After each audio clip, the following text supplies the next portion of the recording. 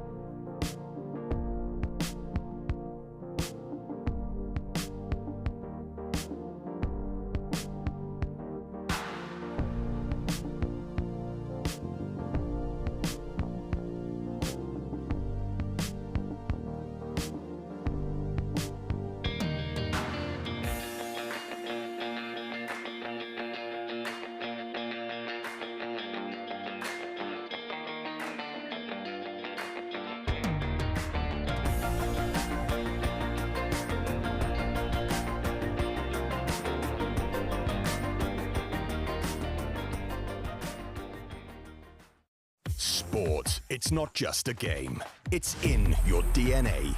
Like us, you live and breathe every moment.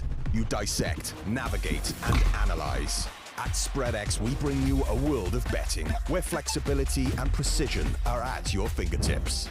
With real-time analysis across all devices, wherever you are. Enjoy sports betting that's data-driven. Next level action. SpreadX. It's in our DNA. And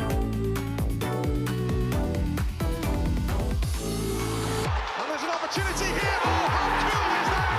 How cool is that? From Chris Rigg.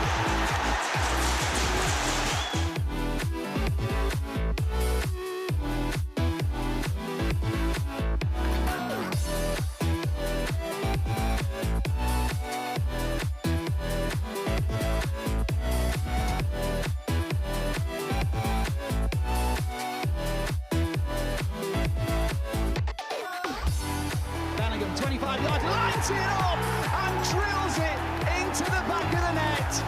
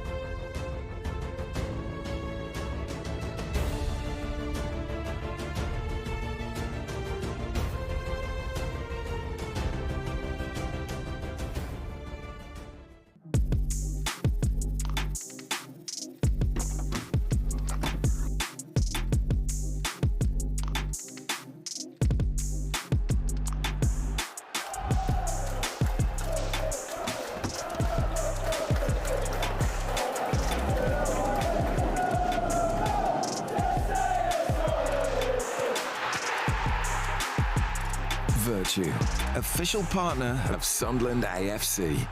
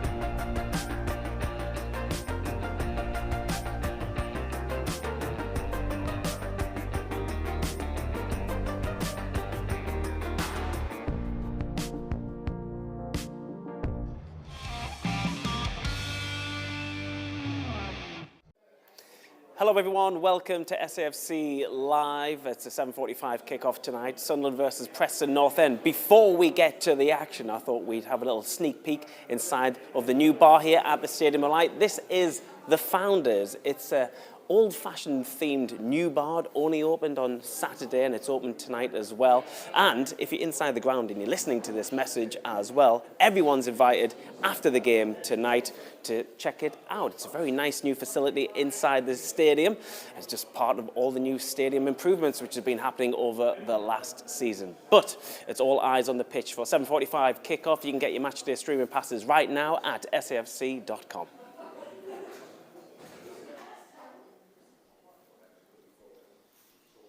There we go, and as if by magic, we are on the gantry now. That was the Founders Bar, the new bar here at the Stadium of Light. Danny just went down for a swift half before the game. Well, a bovril. You checked it out. What did you think? Yeah, that's nice, isn't it? We had a look a couple of weeks ago while it was the operation was going on, changing rooms. Sneak peek. But no, it's nice. Yeah, I say a few of the fans in there, and it looks a nice little setup. So yeah, good. Yes, all eyes on tonight's fixture. It's Sunderland versus Preston North End. Another game in quick succession. 10 games remaining, Danny. And this is another big one for Sunderland. They've just got to keep on winning, don't they? That's the only thing they can do and the only thing the fans want to see. And let's have a look at the team that's going to do so tonight, we hope, for Sunderland AFC. And there's been changes, as we suspected, a bit of rotation going on. Yeah, 3 changes for both sides ourselves. Yeah, Isidore coming in. Alan Brown coming out of the side there, straight swap on the left. I think Tommy Watson coming in for Romain Mundle on that left-hand side, and then another straight swap at left-back. Dennis Sirkin coming back in for Leo Hjelde. So those 3 lads dropping down to the bench this evening, and that's it. Again, we've tweaked it. We've set us up in a 4-4-2. I think, you know, we've said it in recent weeks there. We perhaps like to see us go with a more traditional 4-4-2 with those 2 up the top end of the pitch. Mayenda's come into it last couple of weeks, 3 goals in his last 2 games. He looks sharp, you know, the weekend there, sharp, and put the fear into the centre-backs even at the last few minutes of the game. They're running at them, running in behind, and then he's got his partner up there this evening with him. So, yeah, hopefully we get off to a good start like we did at the weekend. Yeah, it was a great start at the weekend. The crowd were really behind it as well. Slightly different conditions tonight. There's a bit of a chill in the air. There is. On Weir side compared to the warm sunshine we had at the weekend. And Sunderland... yeah, you would like to think they could start off like that, but it's not going to be easy against another side where, you know, Preston North End, they're currently 16th in the division. They're not completely safe themselves, but you'd like to think at this point of the season they're certainly underachieving as to where they were last season as well. Yeah. You know, very old traditional club as well in this division. But it's not going to be easy tonight, and there's no easy games in there. No, well, we've seen that in recent weeks. Again, Cardiff down the other end of the table, scrapping for their lives, just managed to get over the line with a clever free kick late on in the game, and again, keep going back to Plymouth, Hull, other sides that have been here recently, even Watford when they came here, teams who are struggling and have taken points off us as well. So yeah, we've got to, as I say, can we start bright like we did on Saturday? And you can hear the crowd getting behind the boys. Started off with Romain nipping between the 2 players on that far side, the Cardiff lads. But yeah, I mean, he's assessing things now. You've mentioned it there. We're into the last 10 games. Little glimmer of hope there with Portsmouth getting the better of Leeds on Sunday. Yeah, it? Strange, isn't it? Because everyone thinks, and myself included, all Leeds are the team, they're going to get away. But all of a sudden, they're back on level terms with Sheffield United on 76 points. A couple of points behind them, Burnley. A couple of interesting fixtures tonight. Burnley home to West Brom, going well.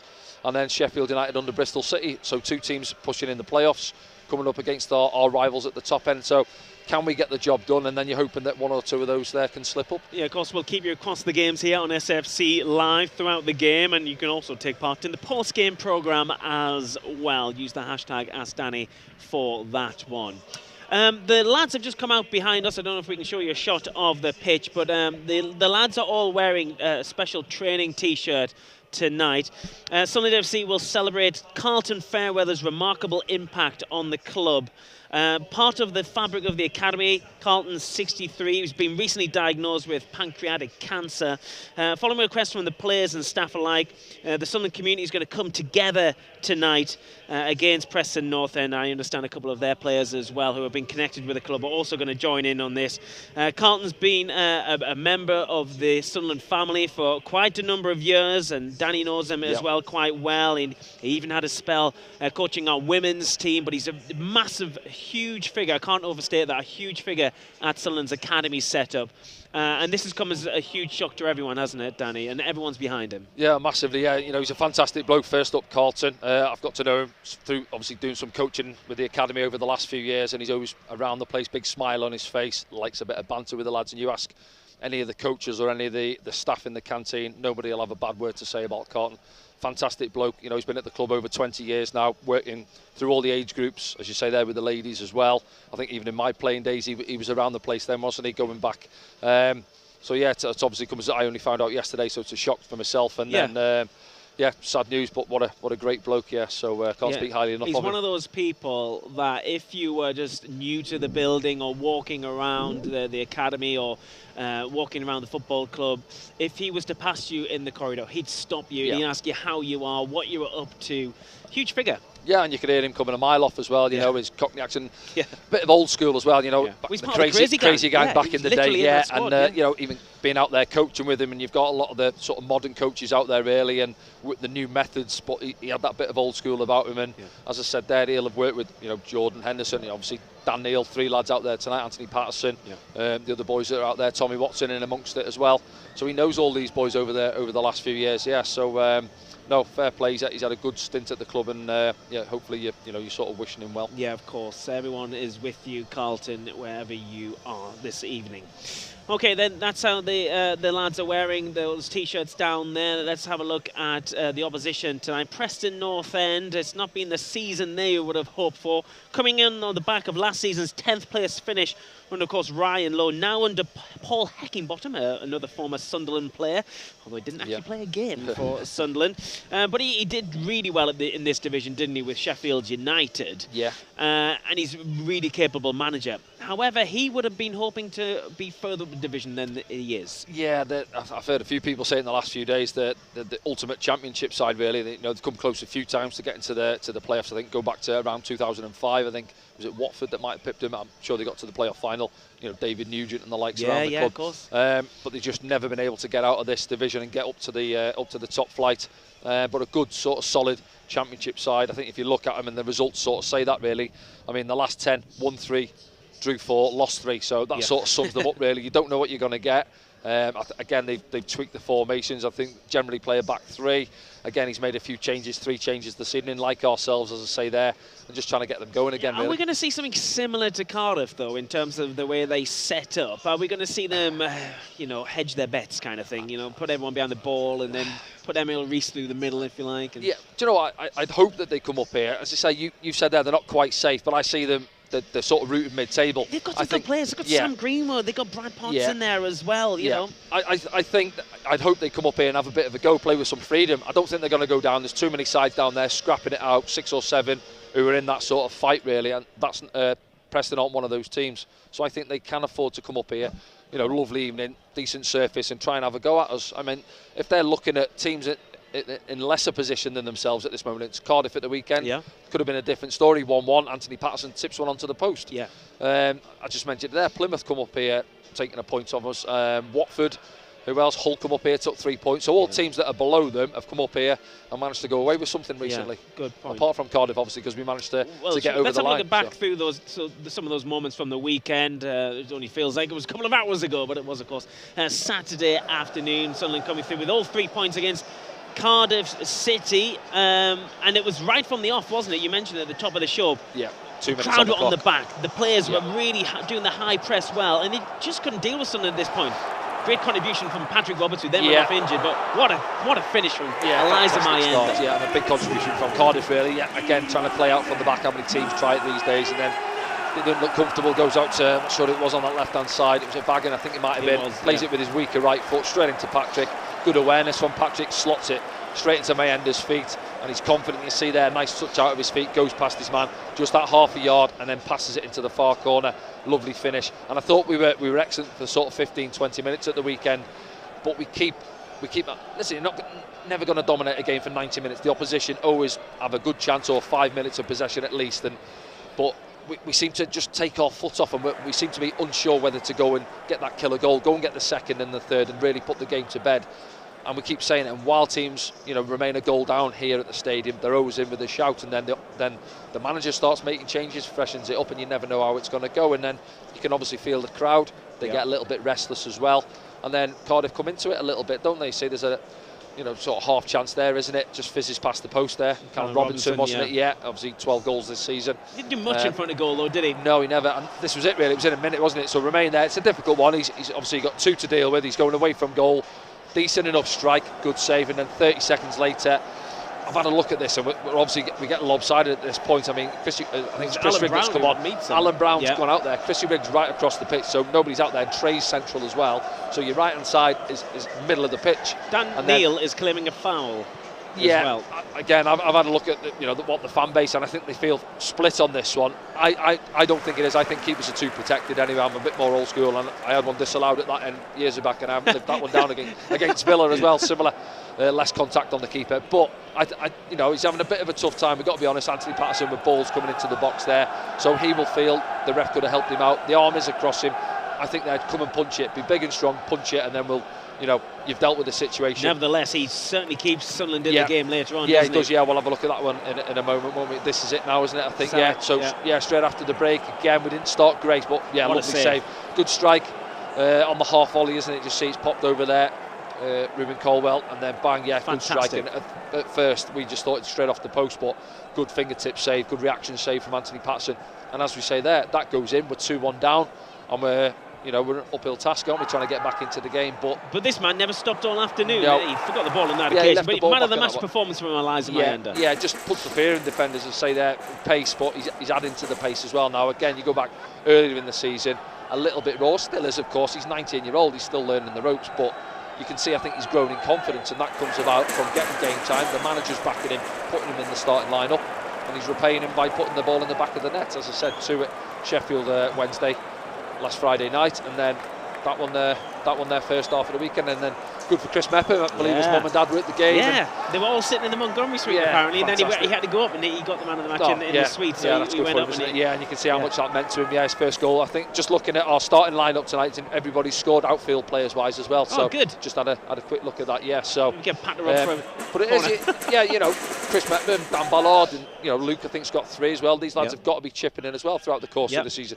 Of course, you want your main man, Isidore, 12 goals. Mayanda now, I think he's got 7, so he's getting up there. You want your strikers double figures, and then everybody else has got to be chipping on, and that's exactly where we're at.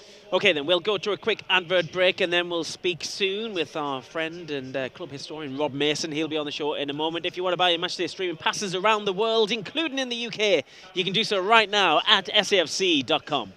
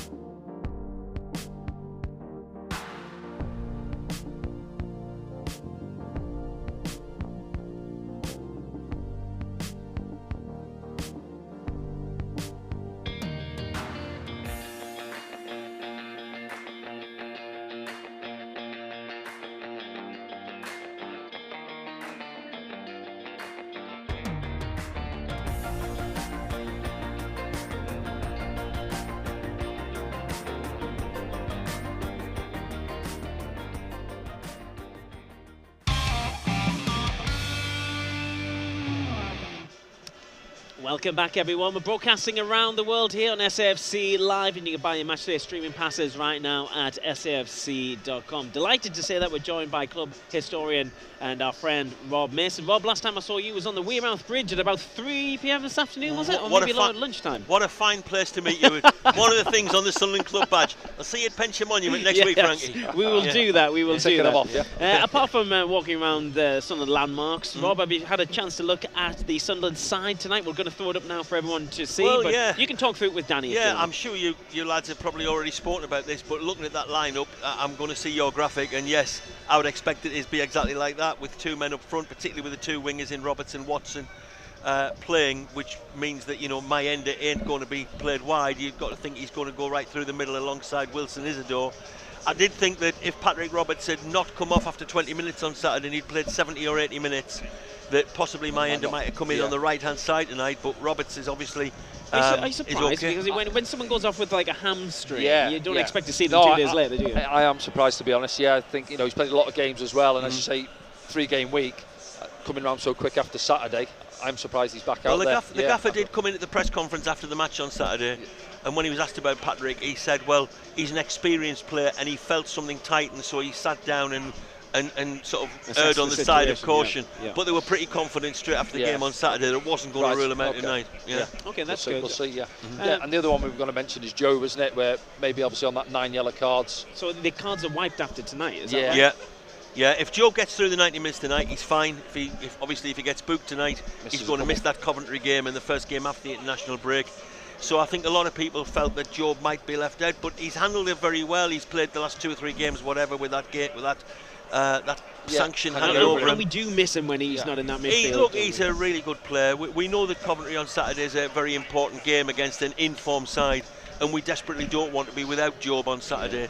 But nonetheless, you do get the same number of points for beating Preston as you get for beating Coventry, so I can see why they've picked him. But I think a fair number of people in the crowd tonight, myself included probably, might have given Job tonight off. 10 games left, Rob. 30 points to play for. Some big fixtures tonight as well, in and around us. Absolutely. And our old coach, Tony Mowbray, could do us a favour as well. Come on, Tony. So, what do you think the supporters are thinking, right? What's the feeling in the stands, do you think? I think that most people are realistic and know that after a couple of recent results, when we lost that last-minute goal at Leeds and followed it up by losing our home record against Hull, I think that, you know, we looked at the gap, we looked at the diminishing number of games and thought, to get into the top 2 now, we need snookers. You know, we need to pick up our points ourselves and hope that not one, but two of the 3 teams above us fall away a little bit. And with just 10 games to go, that's a big gap to make up. However, football being football, you can never rule yourself out. The worst thing we could do is to give up and think we haven't got a chance. This man snuck into automatic I was just going to say, well, he might have the stat at this. Where were we at this point in the season? I know we obviously come up the rails later as well, didn't we? We're on a good run to get there, but still 30 points to play for. I was with you last week. I'm looking at it. I'm thinking Leeds, they're going to go. But obviously, they've slipped up against Portsmouth at the weekend. All of a sudden, their level was Sheffield United. Burnley are tucked in behind. I know we've still got a little gap, but you know, stranger things have happened in football. If we can get on a little bit of a run and confidence and take off a few wins on the bounce, all of a sudden, 1 or 2 might help us out, and you never know. Over this last weekend, if you'd said one of the teams above us is going to lose, Leeds is the one you wanted to lose least. You wanted Burnley to lose, or Sheffield United to lose. But Leeds have lost a game now at Portsmouth. Now, Leeds are a very, very good side, and I expect Leeds are going to go on and finish top, never mind second. But you never know. They're quite capable of falling away. They're quite capable of bottling it. You know, they've lost that game the other day. Who knows what the reaction might be? I don't expect it to happen. I think Leeds are very good. I think they will win the league. But if anybody's going to drop away, be it Leeds, Sheffield United, Burnley or whatever, we've got to make sure we're in position to take advantage of that by winning our games. And even if we win our games and teams don't drop away and we end up 3rd or 4th, we still have got to make sure we end the season with some momentum. We don't want to limp across the line just thinking, oh, we're going to qualify, we're going to finish 4th, and then come up against a team who've been on a good run, such as Coventry in the playoffs. Because as Danny will say, and I think everybody in this stadium knows, in football, you can't turn your form on and off like a tap. You know, you can't suddenly just sort of think we'll go through the motions at the end of the season and then turn it on. So we've really got to be at it we did well on Saturday. You know, we took the points. I know people would like to win by more than 2-1 against Cardiff City, but with all due respect, you just have to win your games. I think and we've got to do the same tonight. In some quarters, Roberts, because we got off to such a ferocious start. Fantastic and start. The crowd was so played much really a part well. of that, and I think everybody takes the same view. I certainly take the view that we lost our rhythm with the break in play when Patrick did go down, and there was a bit of a gap. We never really got back into our stride after that. But nonetheless, the object of the game was to win 3 points. We took the 3 points. Happy days. We need to take the 3 points again tonight. Come off, look at the other results. If somebody else has slipped up somewhere, that gap starts to diminish. And then we've got a big challenge on Saturday. Let's not get too far ahead of ourselves. But take the points tonight. I always think you just win your game, you come off, you look at the other results, and then see where things stand. You always feel a lot better if you get your wins. And if we get back-to-back wins, after back-to-back home wins, 3 in a row, obviously including Sheff Wed, but back-to-back, when we went into these 2 games over Saturday and tonight, we knew that in the circumstances it was 6 points that was required. We're halfway there. There's no guarantees we're going to beat Preston tonight. Preston are a difficult side, difficult to break down. I think they'll be very defensive, and that's the kind of team we've struggled against this season. However, they're not having the best season under an ex-Sunderland player, Paul Heckingbottom, as well. He'll want to be further up the division, won't he? Of course, and they've also got their eye on the fact they've got a cup quarter-final coming up against Aston Villa, so they've got that in mind. He's beat Burnley, remember, as well recently, didn't he? In that indeed, but it was a very much changed Burnley side, but they did put 3 goals past them. So we've got to be at our best tonight. We can't just turn up against Cardiff or against Preston or anybody else and think we're going to win.